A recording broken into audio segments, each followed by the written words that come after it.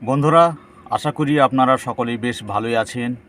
Ambition of homeopathy YouTube চ্যানেলের পক্ষ থেকে আপনাদের সবাইকে স্বাগত জানিয়ে আজকে আবার নতুন একটি ভিডিওতে চলে এলাম। এর আগে কাশির উপরে একটি video ambition of homeopathy YouTube চ্যানেলে আপলোড করা হয়েছে। আজকে আবারও কাশির উপরে আরেকটি ভিডিও আপলোড করব। ক্রমশ পর্যায়ে কয়েকটি ধাপে ধাপে কাশির উপরে কিছু আলোচনা আমি আপনাদের সামনে উপস্থাপন করতে চাই। তা চলুন আর কথা না বাড়িয়ে আমরা আমাদের প্রধান আলোচনায় অবতারণা করি। তবে তার আগে আপনাদের প্রত্যেকের কাছে আমার অনুরোধ, যারা এখনও পর্যন্ত অ্যাম্বিশন অফ হোমিওপ্যাথি ইউটিউব চ্যানেলকে সাবস্ক্রাইব করেননি তারা অবশ্যই সাবস্ক্রাইব করে নেবেন এবং আপনারা আপনাদের মূল্যবান বক্তব্য, অভিজ্ঞতা ইত্যাদি কমেন্টের মাধ্যমে বা আপনাদের কোনো কিছু বলার বা জিজ্ঞাসার থাকলে সেগুলো কমেন্টের মাধ্যমে অ্যাম্বিশন অফ হোমিওপ্যাথি ইউটিউব চ্যানেলের কমেন্ট বক্সে লিখে অবশ্যই জানাবেন। যারা এখনও পর্যন্ত এটাকে জানতে পারেননি, অ্যাম্বিশন অফ হোমিওপ্যাথি ইউটিউব চ্যানেলের খবর যারা এখনও জানতে পারেননি, তাদেরকে জানানোর জন্য আপনারা আপনাদের প্রত্যেকটা ফেসবুক টাইম লাইনে বা যেখানে যেখানে শেয়ার করা যায় প্রত্যেক জায়গাতে শেয়ার করে সকলকে সহযোগিতা করুন। চলুন আজকে আমি কাশির উপরে কয়েকটি মেডিসিন নিয়ে আলোচনা করব। পরবর্তী ভিডিওতে পর্যায়ক্রমে আরও কিছু কিছু মেডিসিনের সম্বন্ধে, কাশির সম্বন্ধে মেডিসিন নিয়ে আলোচনা করা যাবে। আজকে আমি বেশ কয়েকটি গুরুত্বপূর্ণ কাশির ওষুধ নিয়ে আলোচনা করব, যা আপনাদের অত্যন্ত সাহায্যের হতে পারে। আমি সবসময় চেষ্টা করি প্র্যাকটিক্যাল অ্যাপ্লাইডের উপরে আলোচনা করতে। আমি প্রথমে স্টিকটাপাল নিয়ে আলোচনা করছি। স্টিকটাপালের কাশি রাত্রিতে হলে, রাত্রিতে যখন শোয়া হয়, শোয়ার পর স্টিকটাপালের কাশি ভীষণভাবে বৃদ্ধি পায়। তার জন্য রোগী ঘুমাতে পারে না। কাশি প্রথমে শুষ্ক থাকে, কাশতে কাশতে কাশতে কাশতে পরে কিছুটা শ্লেষা ভেঙে সরল হয়। গলার মধ্যে সুরসুরি করে মিনিট তোপের মতো ঘন ঘন কাশতে থাকে। এই রকম প্রকৃতির কাশি আরও অনেকগুলো মেডিসিনে রয়েছে। এই কাশির ধরনের সঙ্গে রোগীর হাঁচি এবং নাক বন্ধ অবশ্যই থাকে। স্টিকটাপালের নাক বন্ধ হয়ে কপালে বা নাসিকার মূলদেশে যন্ত্রণা অথবা ব্যথা করা খুব প্রকৃষ্ট লক্ষণ। আর নাক বন্ধ মানে একটা নাক খোলা আর একটা নাক বন্ধ এমন নয়, দুটো নাকই বন্ধ থাকে, নাক দিয়ে নিঃশ্বাস নিতে পারে না। ফলে সাইনাসের ভিতরে একটা প্রদাহ হয় এবং নাকের গোড়াতে মানে নাকের মূল দেশে এবং কপালে এক ধরনের যন্ত্রণা আসে। এই যন্ত্রণার সাথে সাথে এদের গায়ে হালকা তাপ বা জ্বর জ্বর অনুভূতি আসে। সেই সঙ্গে রাস্টাক্সের মতো সারা শরীরে কামড়ানি ব্যথা বেদনা থাকে, সেই সঙ্গে শীত শীত ভাব থাকে এবং অস্থিরতা থাকে। এই সবের সঙ্গে যদি কাশি থাকে এবং সেই কাশি রাত্রিতে শুলে পরে বৃদ্ধি হয় এবং গলার ভিতরে সুরসুর করে কাশি হয় এবং অবিরাম কাশতে থাকে, ফলে ঘুমের ব্যাঘাত ঘটে বা ঘুমাতে পারে না। এই হলো স্টিকটাপালের প্রেজেন্ট স্টেটের লক্ষণ। স্টিকটাপালের কাশির উপরে এটুকুই। আমি জার বা স্যান্টা বা ইরিওডিক্টোরিয়ন পরবর্তী ওষুধ সম্বন্ধে আলোচনা করছি। জারবাস্যান্টা বা ইরিওডিকটিয়ন, একই মেডিসিনের দুটি নাম। এই ওষুধটি মূলত পুরাতন হাঁপানি বা ব্রঙ্কাইটিস পীড়ার উপরে ব্যবহার হয়ে থাকে। বুকে শ্লেষার আধিক্য হেতু হাঁপানির ন্যায় টান এবং বুকের মধ্যে সাঁই সাঁই শব্দ হয়, কিন্তু সর্দি ঝরে এবং সহজেই বায়ুনালী থেকে শ্লেষা নির্গত হয় এবং শ্লেষা নির্গত হলে রোগী আরাম পায়। তো ব্রঙ্কাইটিসের একটি অতি সাধারণ লক্ষণ হচ্ছে শ্বাসনালীর ভিতরে শ্লেষার সঞ্চয় হওয়া, শুকিয়ে যাওয়া এবং সাঁই সাঁই শব্দ হওয়া। এগুলো প্রতিটা ব্রঙ্কাইটিস পেশেন্টের সঙ্গে থাকে। তো বুকের মধ্যে সাঁই সাঁই করে শব্দ হচ্ছে, নাক থেকে সর্দি ঝরছে, কিন্তু বায়ুনলী থেকে কাশির মাধ্যমে খুব সহজেই প্রচুর পরিমাণে শ্লেষা উঠে আসে এবং শ্লেষা উঠে আসলে তার কাশি ও শ্বাসকষ্টের একটু আরাম হয়। সেই সঙ্গে থাকে কি জ্বর জ্বর অনুভূতি, ক্ষুধা কমে যায় এবং রোগী ক্রমশ শীর্ণ হতে থাকে, সেই সাথে নেশাঘর্ম থাকে।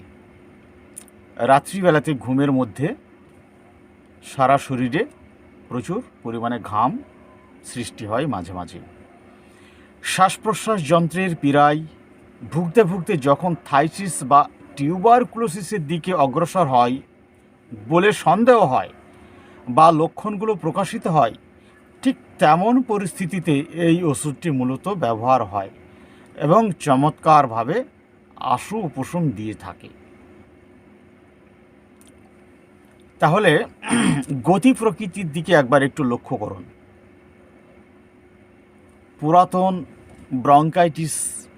পুরাতন ব্রঙ্কাইটিসে কষ্ট পাচ্ছে, শ্বাসকষ্ট যেতেই চাচ্ছে না, পুরাতনভাবে তার গতিপথ শুরু হয়েছে, জ্বর জ্বর ভাব হচ্ছে, ক্ষুধা কমে গেছে, খাচ্ছে কম, শরীরে পুষ্টির অভাব, দিন দিন শীর্ণ হয়ে যাচ্ছে, সবসময় জ্বর জ্বর ভাব, সন্দেহ হচ্ছে কি টিবি হয়েছে নাকি, টিউবারকুলোসিস হয়েছে নাকি, এই রকমের একটা সন্দেহ হয়েছে। ডাক্তারবাবুরা বলছেন পেশেন্টের অবস্থা থেকে স্পুটাম টেস্ট করতে হবে, বুকের ফটো করতে হবে, এরকম বলছেন। ঠিক এই পর্যায়ে আপনারা দেখতে পাবেন যে তার নাক থেকে সর্দি বার হচ্ছে, পুরাতন সর্দি হলেও নাক থেকে সর্দি ঝরছে, বুকে প্রচুর সর্দির শ্লেষা রয়েছে, কাশির সঙ্গে প্রচুর শ্লেষা উঠছে, খুব সহজে শ্লেষাটা উঠে যায়, অথচ বুকের মধ্যে একটা সাঁই সাঁই শব্দ হয়, হুইসলিং সাউন্ড, সাঁই সাঁই শব্দ হয়, শুষ্ক বা র্যাটলিং সাউন্ড এগুলো হয়।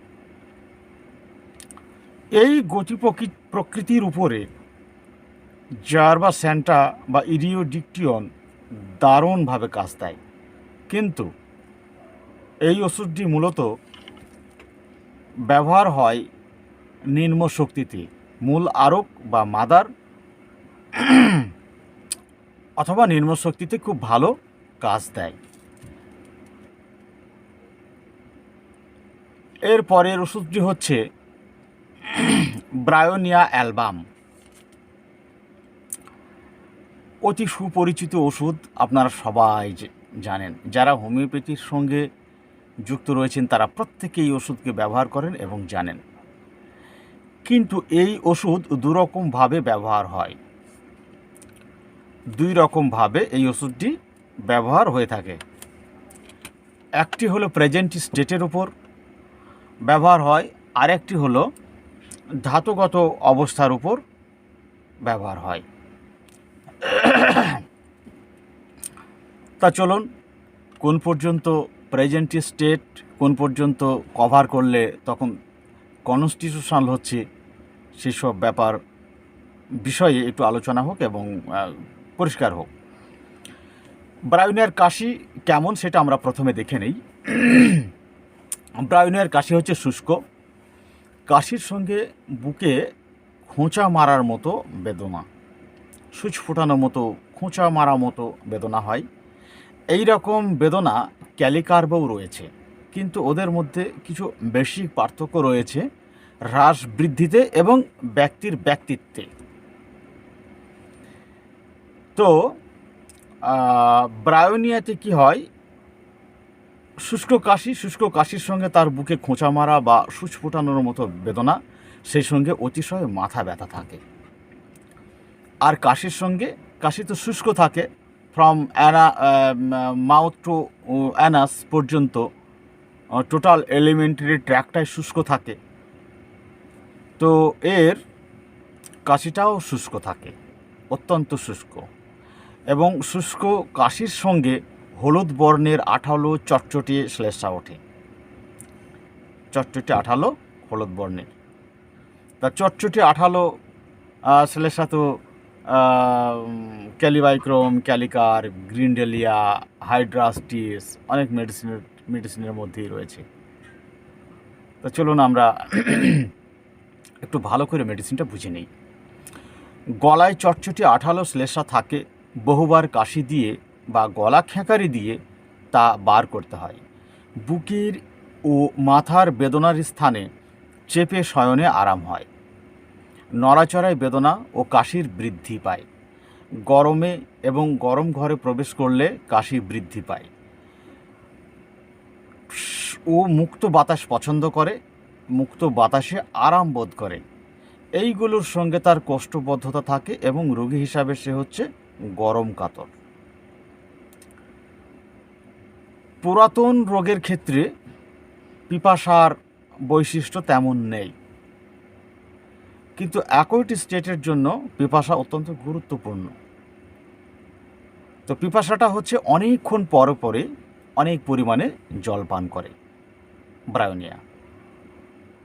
তো এই পর্যন্ত এই সিমটমগুলোর উপরে যদি ওষুধ দেওয়া হয়, এটা অনলি প্রেজেন্ট স্টেটটা ঠিক হবে, কাশিটা কমে যাবে, কাশিটা ঠিক হয়ে যাবে, তার বুকে যে খোঁচা মারা মতো ব্যথা ছিল সেটা কমে যাবে, ঠিক হয়ে যাবে, এইগুলো ঠিক হয়ে যাবে, কিন্তু রুগী ঠিক হবে না। কেননা এই পর্যন্ত তো রুগীর বৈশিষ্ট্য নয়। এটা কাশির সঙ্গে সম্পৃক্ত আপাতত লক্ষণসমূহ। তাই এই পর্যন্ত লক্ষণ কালেকশন করে ওষুধ দিয়ে ব্রায়োনিয়া প্রয়োগ করলে ওই পরিস্থিতিটা ঠিক হয়ে যাবে, কিন্তু রুগী ঠিক হবে না। রুগী ঠিক করতে গেলে কি করতে হবে? ধরুন এরকম একটা ব্যক্তি রয়েছে যে পুরাতনভাবে সে শ্বাসকষ্টে ভুগছে বা পুরাতনভাবে কাশিতে ভুগছে। তো এই লক্ষণ নিয়ে যখন আসলো তখন এর উপরে ওষুধ দিয়ে ওই পরিস্থিতিটা ঠিক হয়ে যাবে। কিন্তু ব্যক্তিত্ব যদি অন্য মেডিসিনের হয়, তো এই পর্যন্ত ঠিক হয়ে যাওয়ার পর রুগীর আর উন্নতি হবে না, ওখানে আটকিয়ে যাবে। পুনরায় খুব তাড়াতাড়ি আবার ঠান্ডা লাগবে, আবার কাশি হবে, তখন লক্ষণ চেঞ্জ হয়ে যেতে পারে, অন্য মেডিসিনের লক্ষণ নিয়ে আবার উপস্থিত হতে পারে। তো এর আরও কিছু বৈশিষ্ট্য রয়েছে যেগুলো যুক্ত করলে তখন তার ধাতুগত অবস্থাটা তৈরি হয়। সেই লক্ষণ সমষ্টির উপরে যখন ব্রায়োনিয়াকে প্রয়োগ করা হবে তখন ধাতুগতভাবে বা মায়াজমেটিকভাবে ব্রায়োনিয়ার ব্যক্তি সুস্থ হয়ে যাবে এবং ঘন ঘন অসুস্থ আর হবে না, ভাইটাল ফোর্স অনেক বেশি শক্তিশালী হয়ে যাবে। তা চলুন পরবর্তীতে আর কী কী লক্ষণ থাকলে ব্রায়োনিয়ার ধাতুগত অবস্থাটা গঠন হয়ে যাচ্ছে সেটা আমরা দেখে নিই। উপরোক্ত যে লক্ষণগুলো আলোচনা করা হলো, ওই লক্ষণগুলোর সঙ্গে রুগীর শরীরে দুর্বলতা আসে, কাজকর্ম করতে ইচ্ছা করে না, চুপচাপ শুয়ে বা বিশ্রামে থাকতে ইচ্ছা করে, বিরক্ত হতে চায় না, কিন্তু ব্যক্তি কাজ না করে থাকতেও পারে না, তাকে কাজ করতে হবে, কাজ না করলে সে খেতে পাবে না এই ভয় পায়। তাই সে যতক্ষণ পর্যন্ত কাজ করার মতো সক্ষমতা আছে অনুভব করে ততক্ষণ পর্যন্ত সে কাজ করবে। ধাতুগতভাবে এই রোগী বরাবর একরকম জীর্ণ শীর্ণ প্রকৃতির, কারণ সে পরিশ্রম করে বেশি কিন্তু শরীরে পুষ্টির জন্য অত্যধিক কৃপণতার কারণে পুষ্টিকর খাদ্যগুলো খায় না। না খেয়ে খেয়ে শরীরে ভাঙন চলে আসে এবং রোগ প্রতিরোধ ক্ষমতা হ্রাসপ্রাপ্ত হয়। তারা উপার্জনের জন্য কাজ না করে অলসভাবে বসে থাকতেই পারে না। রোগ হইলে কৃপণতার কারণে সহজে ঔষধও খায় না, চিকিৎসাও নেয় না। এই ব্যক্তিরা অত্যন্ত গরিবী হালতে অতি নিম্নমানের জীবনযাপন করে থাকে। টাকা পয়সা খরচা করতে হলে তাদের হৃৎপিণ্ডের টান লাগে। এমন স্বভাবের ব্যক্তিকে ব্রায়োনিয়া অ্যালবাম প্রয়োগ করলে ধাতুগতভাবে বা মায়াজমেটিকভাবে রোগীটা সুস্থ হয়ে যাবে। ব্রায়োনিয়াকে যখন ধাতুগতভাবে প্রয়োগ করতে হবে তখন এত দূর পর্যন্ত জানতেই হবে।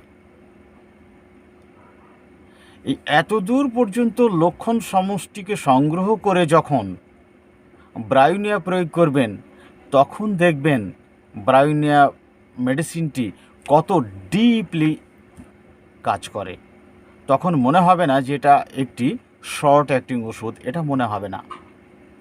ধাতুগত অবস্থাটাকেই ও সংশোধন করে দিতে পারে যদি ধাতুগতর অবস্থা সদৃশ হয়ে থাকে। তো ধাতুগত অবস্থা সদৃশ না করে উপরে যে কাশির সঙ্গে সম্পৃক্ত লক্ষণসমূহগুলো আপাত দৃষ্টিতে আপাততভাবে প্রকাশিত হচ্ছে তার উপর ভিত্তি করে ওষুধ দিয়ে যদি বলেন এটি একটি শর্ট অ্যাক্টিং ওষুধ, গভীরভাবে কাজ করার মতো ক্ষমতা ব্রায়োনিয়া অ্যালবামের নেই, এটা টোটালি ভুল ধারণা। আপনারা নিজে হাতে স্বচক্ষে প্রমাণ করে দেখে নেন। কেননা কোনো ব্যক্তি যখন ব্রায়োনিয়ার ধাতুগত অবস্থাকে বহন করে চলছে তখন ব্রায়োনিয়ার বিকল্প অন্য কোনো মেডিসিনের সদৃশ ওই ব্যক্তি হতেই পারে না। তো আমাদের অর্গাননে বলা আছে সদৃশ ওষুধ সদৃশ রোগীর জন্য আরোগ্যদায়ক। তাহলে ব্রায়োনিয়ার কাজ অন্য মেডিসিন কেমন করে করবে? যেখানে ব্রায়োনিয়ার ধাতুগত অবস্থা বা মায়াজমেটিক অবস্থা যেখানে ব্রায়োনিয়াই ধারণ করেছে বা বহন করে চলেছে, সেখানে ব্রায়োনিয়ার জায়গাতে অন্য বিকল্প আর কাউকে দিয়ে ব্রায়োনিয়ার অভাব পূরণ করা যাবে না। এই জন্যে শর্ট অ্যাক্টিং আর ডিপ অ্যাক্টিং ওষুধ বলার আগে 5 বার ভাবতে হবে। ধাতুগত অবস্থা সদৃশ্য ওষুধ সিলেকশন না করে অনলি প্রেজেন্ট স্টেটের উপরে দৈহিক সিমটম আর কিছু হ্রাস বৃদ্ধি নিয়ে প্রয়োগ করে মেডিসিনের নামে দোষ দেওয়া যাবে না। তাহলে ব্রায়োনিয়ার ধাতুগত অবস্থাটা আপনারা বুঝতে পারলেন, প্রেজেন্ট স্টেট প্লাস তার ধাতুগত বা মায়াজমেটিক অবস্থাটা আপনারা বুঝতে পারলেন। চলুন পরের ওষুধে আমরা যাচ্ছি, গ্রিনডেলিয়া রোবাস্টা। ফুসফুস এবং হৃৎপিণ্ডের উপরেই ইহার প্রধান কাজ দেখতে পাওয়া যায়। ফুসফুস এবং হৃৎপিণ্ড, ইহার ফুসফুস ও হৃৎপিণ্ড উভয়ই ভীষণ দুর্বল। হাঁপানি রোগের সাথে বুকের মধ্যে সাঁই সাঁই ঘর ঘর শব্দ হয়, বুকে ভারী বোধ হয়, বুকের মধ্যে প্রচুর পরিমাণে শ্লেষ্মার সঞ্চয় হয়, প্রচুর পরিমাণে, মনে রাখবেন প্রচুর পরিমাণে। তো প্রচুর পরিমাণে শ্লেষ্মার সঞ্চয় হয়, প্রচুর পরিমাণে সাদা বর্ণের আঠালো চটচটি শ্লেষ্মা ওঠে, যাহা বিচ্ছিন্ন হতে চায় না, মানে দড়ির মতো লম্বা হয়ে যায়, টানলে লম্বা হয়ে যায়, আঠালো, এবং তাহাতে শ্বাসকষ্টের উপশম হয়। শ্লেষ্মা নির্গত হবার পরে শ্বাসকষ্টের উপশম হয়। নিদ্রা আসার সঙ্গে সঙ্গে শ্বাসরুদ্ধ হওয়ার অনুভূতি হয় এবং শরীরে একটি ঝাঁকানি দিয়ে রুগী জেগে ওঠে। এরকম লক্ষণ আমরা প্রায় রুগীদের ক্ষেত্রে পেয়ে থাকি, অনেক রুগীদের ক্ষেত্রে আমরা এরকম লক্ষণ পেয়ে থাকি। তারা বলে কি না যে বিছানায় শুলে ঘুম ঘুম ভাব আসছে, ঠিক এই রকম সময়ে আমার মনে হয় যেন আমার শ্বাসটা বন্ধ হয়ে আসছে। তখন শরীরের মধ্যে হঠাৎ করে একটা ঝাঁকি দেয়, ঝাঁকি দিয়ে ও জেগে যায়। কিন্তু জেগে যাওয়ার পরে তার ভিতরে একটি অস্থিরতা, উৎকণ্ঠা সৃষ্টি হয় এবং রুগী শুয়ে থাকতে পারে না, বিছানায় উঠে বসে মানে খাবার মতো শ্বাস প্রশ্বাস নিতে থাকে। শুয়ে শ্বাস নিতে কষ্ট হয়, তাই শয্যায় উঠে বসে খাওয়ার ন্যায় শ্বাস প্রশ্বাস নিতে থাকে। রুগী অত্যন্ত উদ্বিগ্ন হয়ে পড়ে, মূল আরোগ বা নিম্ন শক্তিতে ভালো ফল দেয়। তাহলে বুকে প্রচুর শ্লেষ্মা এবং শ্লেষ্মাটি আঠালো, শুধু এই বললেই গ্রিন ডেলিয়া কি ব্যবহার করা যাবে না? তার পরের যে সিমটমগুলো রয়েছে সেগুলো দেখতে হবে। বুকে ভারী বোধ, ভারী যেহেতু বুকে প্রচুর শ্লেষ্মা রয়েছে, শ্বাসকষ্ট হচ্ছে, বুকে সাঁই শব্দ হচ্ছে এবং প্রচুর পরিমাণে শ্লেষ্মা, সেই সঙ্গে প্রচুর পরিমাণে সাদা বর্ণের আঠালো চটচটি শ্লেষ্মা উঠে যায়, যা খুব আঠালো। এইগুলোর সঙ্গে সঙ্গে তার ওই নিদ্রাতে হঠাৎ শ্বাস বন্ধ হয়ে শরীরে ঝাঁকি দেওয়া এবং উদ্বিগ্নতার সঙ্গে জেগে যাওয়া, সঙ্গে সঙ্গে উঠে বিছানায় বসা, খুব যার হয় সে জানে এটি কতটা কঠিন। এই রকম পরিস্থিতি রুগীর সারা রাতের মধ্যে কয়েকবার হতে পারে, প্রায়ই মাঝে মাঝে হতে পারে। হঠাৎ করে মনে হবে যে শ্বাসটা বন্ধ হয়ে গেল, জোরে জোরে শ্বাস নিতে থাকবে। অনেকেই ল্যাকিসিস মনে করতে পারেন, অনেকে ল্যাকিসিস এটা ভাবতে পারেন, ল্যাকিসিসও এটা রয়েছে। কিন্তু ল্যাকিসিসের যে ব্যক্তিত্ব সেটা তো সম্পূর্ণই আলাদা, অত্যন্ত বাচাল, অত্যন্ত হিংসুটে, অত্যন্ত সন্দেহপ্রবণ, অত্যন্ত স্বার্থপর, বিভিন্ন বাচালতা এগুলো থাকে। গ্রিন ডেলিয়াতে এরকম মানসিক লক্ষণের প্রাধান্য তেমন কিছু নেই। গ্রিন ডেলিয়া ধাতুগত ওষুধ নয়, ওটা আপাতত উপশম দেবে, ধাতুগতভাবে রুগীকে আরোগ্য করতে পারবে না। কেননা মানসিক লক্ষণের বিকাশ ঘটেনি, ধাতুগত অবস্থার সৃষ্টি হয়নি, আপাতত ঠিক হয়ে যাবে।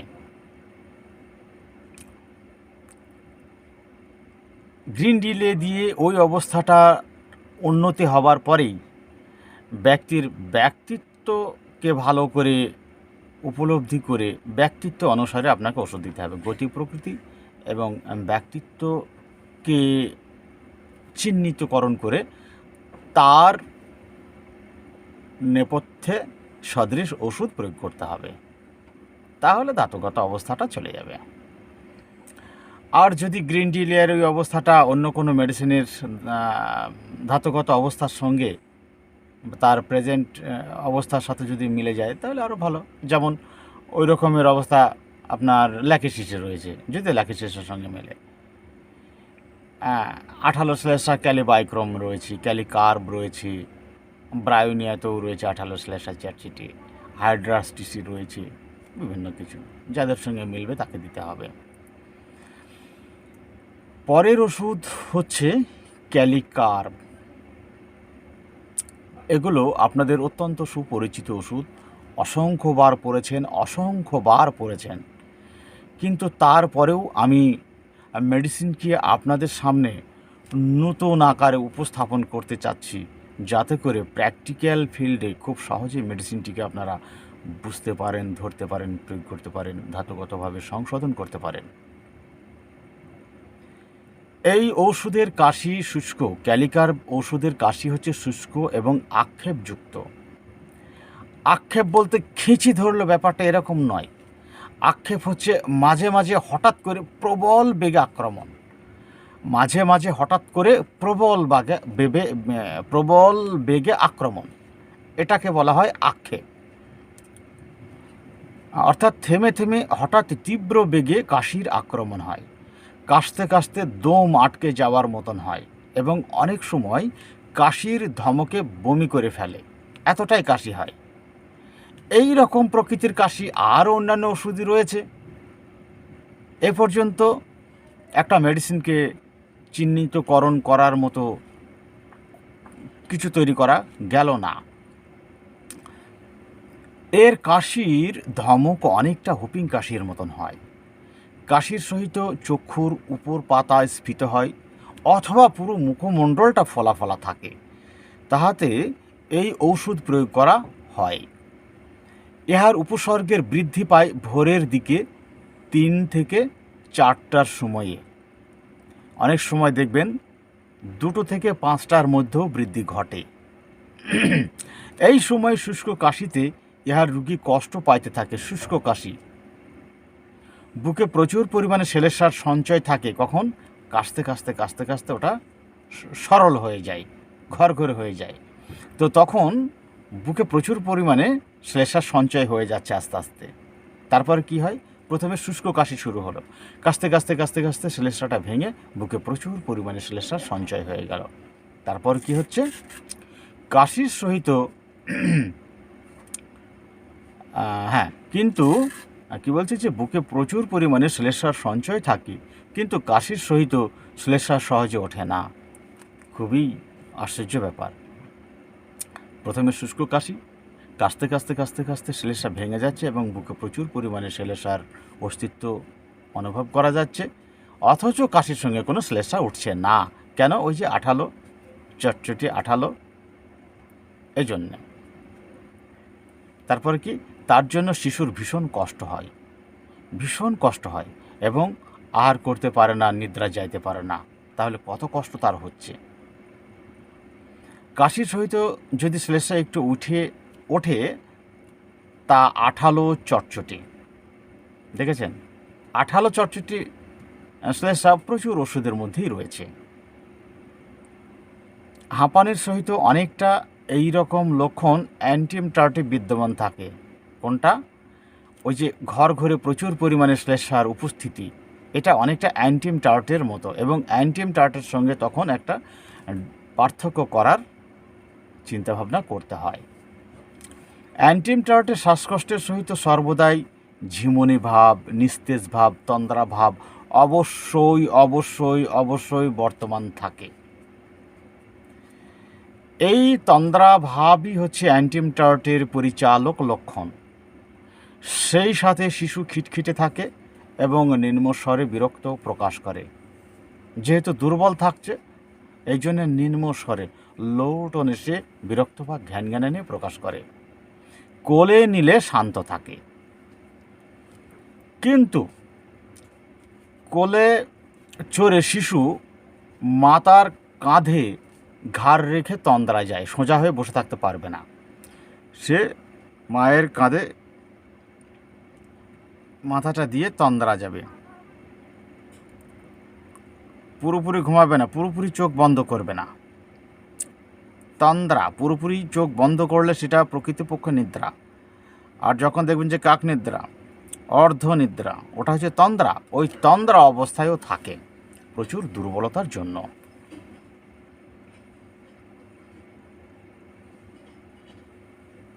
দুর্বল ও তন্দ্রার জন্য শিশু মাতার কোলে ঘাড় সোজা করে বসে থাকতে পারে না। প্র্যাকটিক্যাল ফিল্ডে আপনারা এটা বাচ্চাদের ক্ষেত্রে প্রায়ই দেখতে পাবেন। বয়স্করা হলে তারা ওই শ্বাসকষ্ট নিয়ে, ঘরঘরি শব্দ এবং শ্বাসকষ্ট নিয়ে সারাক্ষণ শুয়ে থাকতে চায়, তন্দ্রাভাবে সারাক্ষণ পড়ে থাকতে চায়। বয়স্ক রোগীদের শ্লেষ্মা অধিক পরিমাণে নির্গত হয়, কিন্তু বাচ্চাদের হচ্ছে না। তাহা আঠালো চটচটে দুর্গন্ধ, ঘন থকথকে হলুদ বর্ণের শ্লেষ্মা, এবং সকালের দিকেই সব থেকে বেশি শ্লেষ্মা নির্গত হয়। রাতের থেকে বা সন্ধ্যার থেকে সকালে বা ভোরের দিকে শ্লেষ্মাটা বেশি নির্গত হয়। তীব্র আক্ষেপযুক্ত কাশির ধমকে, এখানেও দেখেন সেই তীব্র আক্ষেপ, আক্ষেপযুক্ত কাশির ধমক, অর্থাৎ থেমে থেমে, মাঝে মাঝে থেমে থেমে হঠাৎ তা প্রবল বেগে কাশির ধমক শুরু হয়। আক্ষেপযুক্ত কাশির ধমকে সারা শরীর ঝাঁকি দিয়ে ওঠে। কাশির সহিত রোগীর বুকে সূচিবিদ্ধ বোধ বেদনা থাকে। ব্রায়োনিয়াস আছে, ক্যালিকার্বেরও রয়েছে। তো ক্যালিকার্বের আর ব্রায়োনিয়ার এই সূচফোঁটা বা খোঁচা মারা বেদনাতে যে পার্থক্য, সেটা হলো ব্রায়োনিয়া যদি ব্যথার উপরে চাপ দিয়ে চুপচাপ শুয়ে থাকে বা বিশ্রাম নেয়, অথবা নড়াচড়া না করে যদি চুপচাপ বিশ্রামে থাকে, বসে থাকে, তাহলে সে ব্যথা আরাম পায়। কিন্তু ক্যালিকার্বে কী হয়, নড়াচড়া বা চুপচাপ থাকার উপরে তার ব্যথার হ্রাস বৃদ্ধি নির্ভর করে না। যে কোনো অবস্থাতে তার ব্যথাটা হঠাৎ চিরিক মেরে একটা খোঁচা মারা যন্ত্রণা শুরু হয়ে যেতে পারে। হঠাৎ ব্যথাটা চলে আসতে পারে, যে কোনো সময়ে চলে আসতে পারে। ব্রায়োনিয়াতে বেদনার ওপরে চেপে শুলে বা চেপে ধরলে পরে আরাম লাগে, ক্যালিকার্বে চেপে ধরলে বরং বৃদ্ধি পায়। এগুলো হয়, এগুলো হচ্ছে প্রেজেন্ট স্টেটের লক্ষণ। শুধু এই লক্ষণটার উপরে যদি ওষুধ দেওয়া যায়, সেখানে প্রেজেন্ট স্টেটটা হয়তো ঠিক হয়ে যাবে। হয়তো নিউমোনিয়া হয়েছে, প্লোরা হয়েছে, ব্রঙ্কাইটিস হয়েছে, ব্রঙ্কোনিউমোনিয়া হয়েছে, এগুলো ঠিক হয়ে যাবে, ওই অবস্থাটার উন্নতি ঘটবে, কিন্তু রুগীকে পুরোপুরি সুস্থ করতে পারবে না। কখনোই রুগীকে পুরোপুরি সুস্থ করতে পারবে না। এখানে তো আমরা হাঁপানির সঙ্গে রুগীর লক্ষণ সাদৃশ্যে একটা গতি প্রকৃতি পেলাম, তার হ্রাস বৃদ্ধির সাথে একটা গতি প্রকৃতি পেলাম, কিন্তু রুগী বলতে যা বোঝায় সে সম্বন্ধে এখনও কোনো কথা বলা হয়নি। তা রুগীর সদৃশ্য ওষুধ দিতে হবে, এখন আমরা তো সেই রুগীর কাছে পৌঁছতে পারিনি। এখানে হাঁপানির সঙ্গে বা কাশির সঙ্গে বা শ্বাসকষ্টের সঙ্গে সম্পৃক্ত কিছু লক্ষণ, সদৃশ্য লক্ষণের আলোচনা হলো। তা চলুন এরপরে আমরা আরও কিছু যুক্ত করি, যা যুক্ত করলে ধাতুগত অবস্থাটা গঠন হয়ে যাবে। উপরোক্ত লক্ষণ সমূহের সাথে এখন যে মানসিক অবস্থার আলোচনা করছি, সেগুলো যদি একই সঙ্গে আবিষ্কার করা যায়, তাহলে সেটা ধাতুগত বা মায়াজমেটিক ওষুধ হিসাবে মানে নির্ণীত হবে। তো চলুন মানসিকভাবে ক্যালিকার ব্যক্তিটা কেমন, সেটা আমরা একটু সংক্ষেপে আলোচনা করব। মানসিকভাবে বয়স্ক ব্যক্তি হইলে পরিবারের ব্যাপারে ভীষণ উদ্বিগ্ন থাকে, অত্যন্ত দায়িত্বশীল মানুষ, পরিবারের জন্য খুবই যত্নশীল থাকে এবং পরিবারের সকলের জন্য মঙ্গলের উদ্দেশ্যে তার কার্যকলাপ ও চিন্তাভাবনা একান্তভাবে নিয়োজিত করে থাকে। আর পরিবারের কোনো লোকজনের কোনো সমস্যা হলে ও খুব অধৈর্য হয়ে পড়ে, অত্যন্ত অধৈর্য হয়ে পড়ে, একদম বিলম্ব করতে পারবে না। পরিবারের লোকজনকে, পরিবারের সদস্যদের ক্যালিকার্বের ব্যক্তি মনে করে তারা সবাই তার চাইল্ড, তার স্বামীও তার চাইল্ড। চাইল্ড কাকে বলা হয়? শিশু। মানে মেটাফরিক্যালি আমাদেরকে ভাবতে হবে। হোমিওপ্যাথির প্রেক্ষাপটে আমাদের মেটাফরিক্যালি ব্যাপারগুলোকে নিয়ে একটু ভাবতে হবে, যে তার স্বামী, তার শ্বশুর, তার শাশুড়ি, এরা কি করে তার শিশু হচ্ছে। তো মেটাফরিক্যালি ব্যাপারটা হচ্ছে যে একজন শিশু কাকে বলা হয়, চাইল্ড কাকে বলা হয়? চাইল্ড হচ্ছে সে যে নিজের দায়িত্ব নিতে পারে না, নিজে নিরাপত্তা দিতে পারে না, নিজের কাজ নিজে করতে পারে না, সে অন্যের উপর নির্ভরশীল। তো ক্যালিকার্বের ব্যক্তি পরিবারের লোকজনদের প্রতি এত বেশি যত্নশীল, কেয়ারিং নেচার থাকে যে সে মনে করে যে পরিবারের সদস্যদের কারোর কিছু করার ক্ষমতা নেই, সবাই শিশুদের মতো, সকলেই ক্যালিকার ব্যক্তির উপরে নির্ভরশীল, প্রত্যেকেই ওই ব্যক্তির উপর নির্ভরশীল। এই জন্য ক্যালিকার্পের ব্যক্তির কাছে পরিবারের সমস্ত লোকই হচ্ছে শিশু। সে যেই হোক না কেন, সে তার কাছে শিশু। তো তার শিশুদের কোনো সমস্যা হলে ক্যালিকার্পের ব্যক্তি একদম ধৈর্য ধরতে পারে না। Impatience children about his impatience about his children's, শিশুদের জন্য সে অধৈর্য হয়ে পড়ে। ইমপেশেন্স কি? ইমপেশেন্স হচ্ছে, যার বাংলা শব্দ অর্থ হচ্ছে অধৈর্য। অধৈর্যটা কেমন? আমার মন যা চায় তা এখনই হতে হবে, তার জন্য বিলম্ব করা যাবে না, এটাই অধৈর্য। আর মন যা চায় তা পেতে দেরি হলেও ধৈর্য ধারণ করা, অপেক্ষা করা, কোনো কমপ্লেন না করা, কোনো বিরক্ত প্রকাশ না করা, ওটা হচ্ছে পেশেন্স বা ধৈর্য। ক্যালিকার্পের ব্যক্তির তার শিশুদের কোনো রকম সমস্যার পর্যায়ে ধৈর্য তার 1%ও নেই। ও চেষ্টা করে কত তাড়াতাড়ি তার শিশুদের সমস্যার সমাধান করতে পারে। এটা হচ্ছে ওর একটা আজীবনের বেসিক নেচার। তারপরে কি? এরা প্রচলিত রীতিনীতি, নিয়ম নীতি ইত্যাদি মেনে চলে এবং কোনো নতুন ধারণা গ্রহণ করে না।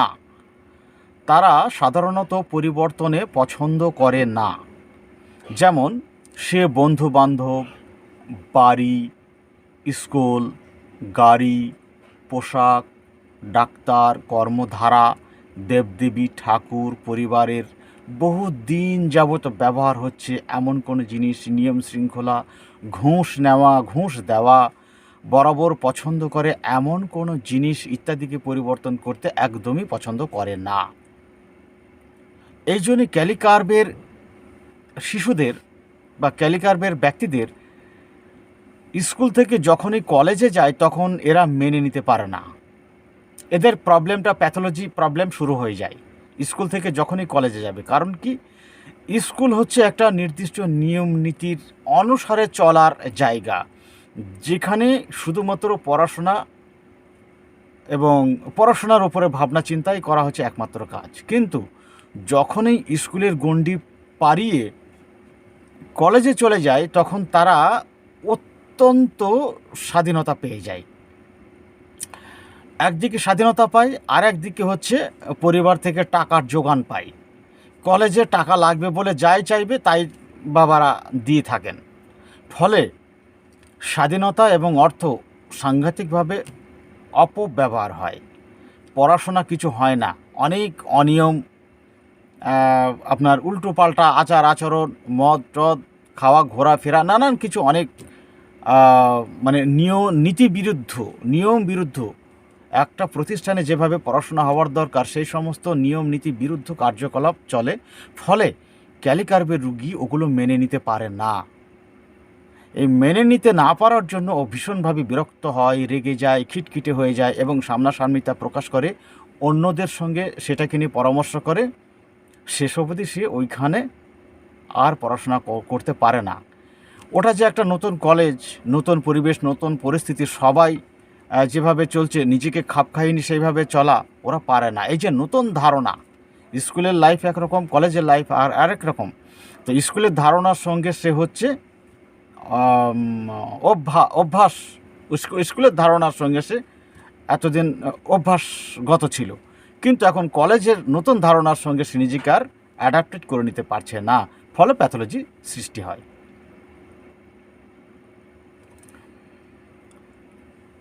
তো এই ব্যাপারে এই যে কনফর্মিজম, একে বলা হয় কনফর্মিজম, প্রচলিত রীতিনীতিতে গোঁড়ামি। এই সম্বন্ধে অনেকেরই স্বচ্ছ ধারণা থাকে না যে প্রচলিত রীতিনীতিতে অত্যন্ত গোঁড়ামি বলতে কী কী বোঝায়। এই ব্যাপারটা তো অনেকেই বোঝে না। পোশাক আশাক, বহুদিন থেকে এমন কিছু পোশাক আশাক ব্যবহার করছে যা তার কাছে খুবই প্রিয়, সে সেটাকে ছাড়বে না। যুগের সঙ্গে তাল মিলিয়ে আধুনিক ভাবে জীবনযাপন করার পক্ষে এরা একেবারে অনুপযোগী, পারে না। পোশাক আশাক, চাল চলন ইত্যাদি নানান কিছু যে আধুনিকীকরণ এরা করতে পারে না। মান্ধাত্তা আমলের নিয়ম কানুন ইত্যাদির সঙ্গে চলে। তবে একটা বিষয় বলা ভালো, সেটা হচ্ছে ক্যালিকার্পের রুগীরা অত্যন্ত নিয়ম নিষ্ঠাবান। এরা অত্যন্ত কঠোরভাবে নিয়ম নীতিকে মেনে চলে।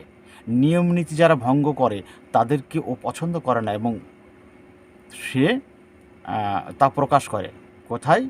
আপনজনদের কাছে, নিকটতম লোকজনদের কাছে, আপনজনদের কাছে, প্রিয়জনদের কাছে, সবার কাছে নয়।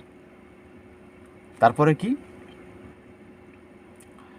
আম, যেমন ধরুন একজন ক্যালিকার্পের রুগী, এরা হচ্ছে খুব সফলকামী মানুষ হয়।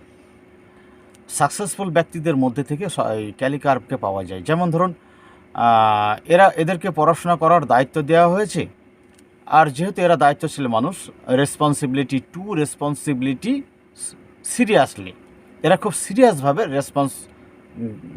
নিজের কাঁধেই নিয়ে নেয়। তো এই জন্যেই এরা খুব সাকসেসফুল হয়। সাকসেসফুল মানুষগুলোর তো অনেক রয়েছে, তাদের মধ্যে ক্যালিকার্প একজন। তো এই সাকসেসফুল ক্যালিকার্প ব্যক্তি যদি চাকরি পায়, আজকাল তো জানেন চাকরির জায়গাতে কি ঘটছে, সমস্ত জায়গাতে আপনি যে কোনো জায়গাতে কাজ করতে যাবেন, মানে সরকার তো তাদের মায়না দিচ্ছেই, তারপরেও আপনাকে আরও কিছু উপঢৌকন দিতে হবে, নাহলে আপনার কাজ হবে না। এবং সেইগুলো নিজেদের মধ্যে, নিজেদের মানে যে সহকর্মীরা থাকে তাদের মধ্যে একটু ভাগ বাটোয়ারা ইত্যাদি ইত্যাদি হয়, এগুলো তো জানেন সব। তো ক্যালিকার্পের ব্যক্তি ঘুষ নিতে চাইবে না, নিজে হাতে তো নিতে চাইবেনই না, এবং ভাগও নিতে চাইবে না। তো নিজে হাতে যখন ঘুষ নিতে চাইবেন না এবং ভাগ নিতে চাইবেন না, তখন সহকর্মী যারা থাকবেন তারা তো তাকে পছন্দ করবেন না, তারা তো কখনোই তাদের সমস্যা রাখতে চাইবে না, তাদের সামনে কোনো সমস্যা রাখতে চাইবে না। তো ও কোনোভাবেই যখন তাদের সঙ্গে অ্যাডজাস্ট করতে না পারবে, তখন প্যাথোলজি তৈরি হবে। অনেক সময় হয় কি, সে আরও অন্য কোনো পোস্টে চাকরি নেওয়ার জন্য চেষ্টা চালায়, এবং কত তাড়াতাড়ি সে এই চাকরিটাকে ছেড়ে দিতে পারবে তার জন্য সে ব্যতিব্যস্ত হয়ে পড়ে, এবং নিজেদের যে সমস্ত নিকটতম আত্মীয় স্বজনগুলো রয়েছে তাদের সঙ্গে এইসব ব্যাপারে একটু আলোচনা করে, পরামর্শ করে ওইখান থেকে সরে যাওয়ার জন্য। এরা অত্যন্ত দায়িত্বশীল মানুষ। এগুলো হচ্ছে সব কনফর্মিজমের জন্য হচ্ছে। এগুলো স্বচ্ছ ধারণা না থাকলে রুব্রিকগুলোকে বোঝা যাবে না, প্র্যাকটিক্যালি অ্যাপ্লাই করা যাবে না। তা চলুন পরের কী ব্যাপার আছে দেখে নিই। যদি কখনো পরিস্থিতির কারণে পরিবর্তন করতে বাধ্য হয়, মানে নিজেকে পরিবর্তন করতে বাধ্য হয়, তাহলে সে তার সাথে মানিয়ে চলতে পারবে না, এবং মানসিকভাবে ভীষণভাবে বিরক্ত হয়ে পড়ে, রাগ হয়, খিটখিটে হয়ে পড়ে। সে ওই পরিস্থিতি সম্বন্ধে অন্যদের সাথে পরামর্শের জন্য আলোচনা করে। তার মধ্যে ক্রমশ প্যাথোলজি শুরু হয়। সে কোনো নিয়মকানুন অমান্য করা পছন্দ করে না। কেউ যদি নিয়মকানুন অমান্য করে তাহলে সে খিটখিটে বা বিরক্ত হয়ে তা সামনাসামনি প্রকাশ করে। এইগুলো সাধারণত তার প্রিয়জনদের কাছে বা আপনজনদের কাছে বা নিকটতম বন্ধুবান্ধব বা নিকটতম লোকজনদের কাছে এগুলো প্রকাশ করে থাকেন। তারা আধুনিক যুগের সঙ্গে তাল মিলিয়ে চলতে পারে না, গোঁড়ামিভাবে একই রীতিনীতির উপরে চলতে থাকে। সেই সাথে যেখানেই কারোর মধ্যে কোনো ভুল ত্রুটি দেখতে পেল সেখানেই হস্তক্ষেপ করে এবং নিজের মতামত প্রকাশ করে এবং তার ধারণার অনুসারে চলতে পরামর্শ দেয়। এরকম আচরণ অনেকেরই পছন্দ হয় না এবং তার বিরোধিতা করে দেয়। তার ফলে অনেকের সাথে তার মন কষাকষি হতে দেখা যায়। তাকে এই ধরনের আচরণ করতে নিষেধ করা হলেও সে নিজেকে সংযত করতে পারে না এবং চরকা পেলেই তেল দিতে শুরু করে দেয়। এই আচরণগুলো সাধারণত তার প্রিয়জনদের কাছে বা আপনজনদের কাছে বা নিকটজনদের কাছেই করে থাকে, সব জায়গায় করে না।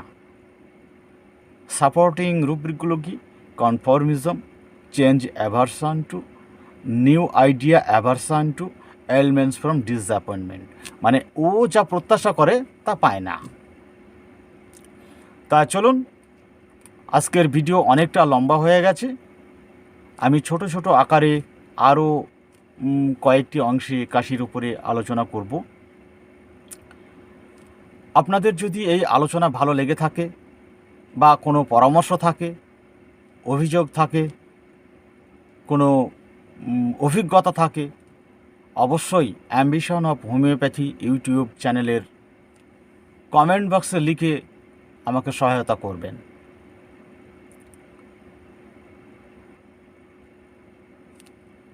যারা এখনও পর্যন্ত অ্যাম্বিশন অফ হোমিওপ্যাথি ইউটিউব চ্যানেলকে সাবস্ক্রাইব করেননি তারা অবশ্যই তাড়াতাড়ি সাবস্ক্রাইব করে নেবেন এবং লাইক ও কমেন্ট করতে একদমই ভুলবেন না। তাছাড়া প্রত্যেকের কাছে আপনারা এটাকে শেয়ার করে প্রত্যেককে জানাতে অবশ্যই সাহায্য করবেন, যাতে করে হোমিওপ্যাথির শ্রীবৃদ্ধি ঘটে, সাথে সাথে দুর্দশাগ্রস্ত মানুষগুলো তাদের কঠিন পরিস্থিতি থেকে মুক্তি পায়, পেরেশানি থেকে মুক্তি পায়। সেই প্রচেষ্টায় সবাই একটু সহযোগিতা করুন। আজ এ পর্যন্ত, পরবর্তী ভিডিওতে আবার দেখা হবে।